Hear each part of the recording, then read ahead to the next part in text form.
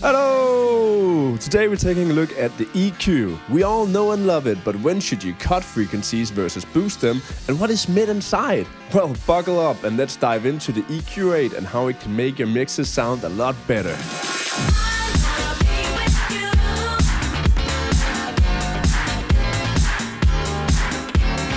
First off, what even is EQ? Well, it stands for equalizer, and basically it's a tool that lets you adjust the frequency volume. Think of it as like a mixing board for your frequencies. You got the low end, the mid, and the high end. An EQ lets you mix those elements so they sound better and more clear, and more importantly, so they don't muddy up your mix. Because in order to have more sounds playing on top of each other, they need room to breathe in the frequency spectrum. Now, let's start with the core controls of the Mickiewriedt. First up, gain. Gain is simply how much you want to boost or to cut a frequency down. For example, if I want to make these bass frequencies louder, I can do this. But if I want them to be cut down a little bit, I can do this.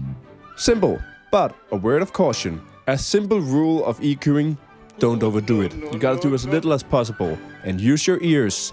Listen to it in the context of the whole mix. Next up, we have the Q. The Q controls how wide or how narrow you want the adjustment to be in the frequency spectrum. A wide Q controls a wider range of frequencies, and a smaller Q controls a smaller piece. A wide Q is really good for subtle cuts or boosts. Perfect for general tone shaping. A narrow Q is more used if you want to be more surgical, if there's a ringing tone or a resonance that's driving you nuts. But here it gets more interesting. Adaptive Q. When you turn this on, the Mickiewriedt automatically adjusts the Q based on how much gain you put in. The more you boost or cut, the narrower it's gonna be. This helps you make more precise adjustments when you're making more extreme boosts or cuts. Now on to frequency. This is where you're telling the Mickiewriedt which part of the frequency spectrum you want to adjust. The low frequencies control the bass, and the mids control the body of the sound. And the highs control the brightness or the air of the sound. If your track has too much bass, you can grab a band and you can cut down the 60 to 100 Hz area. Too much harshness in the sound?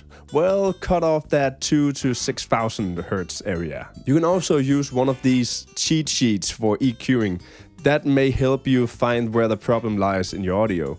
But first of all, use your ears. Okay, let's talk about filter types. These are the different shapes the Mickiewriedt and all other EQs use to control and shape the sound. You have 6 options here, and they each serve a purpose to control the sound. First off, low cut / high pass. This is great for cutting away that bass you don't want in your sound. Consider it like a broom for sweeping off that mud from your sound, if that makes any sense.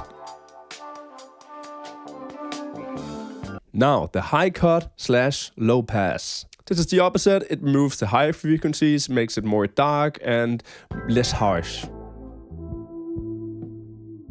The bell. This is your most versatile filter. Use it to boost or cut frequencies anywhere in the spectrum.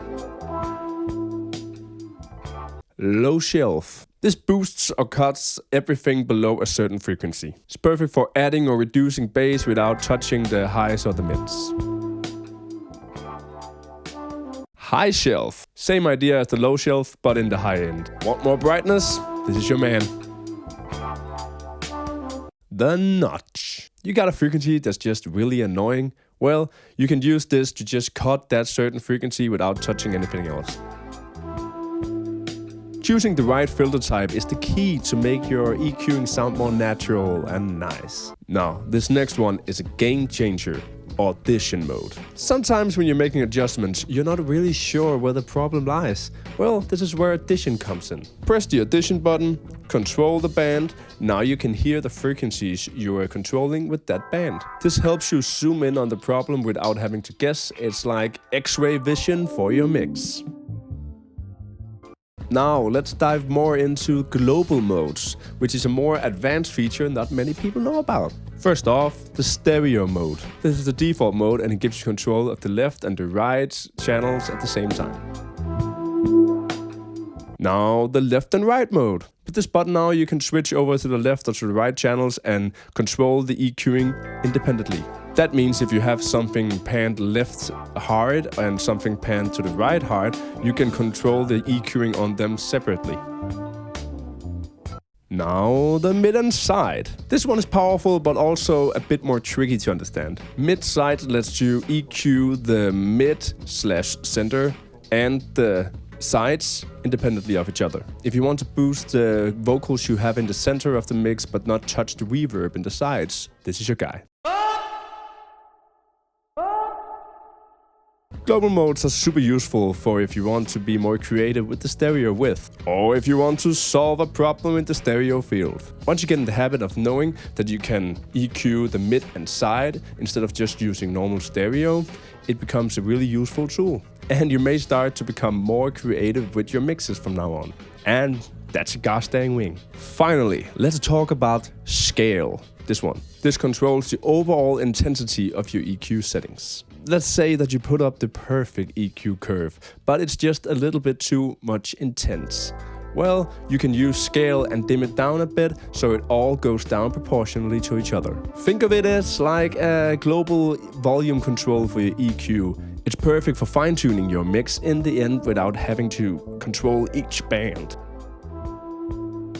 And there you have it. Now you have everything you need to know to become a pro at the Mickiewriedt. All the way from basic gain and Q to scale and global modes. Thank you for watching the video. If you have some time, you can subscribe, like all that YouTuber stuff. And I guess I'll see you in the next video. Go make some music. Do it now. Bye bye.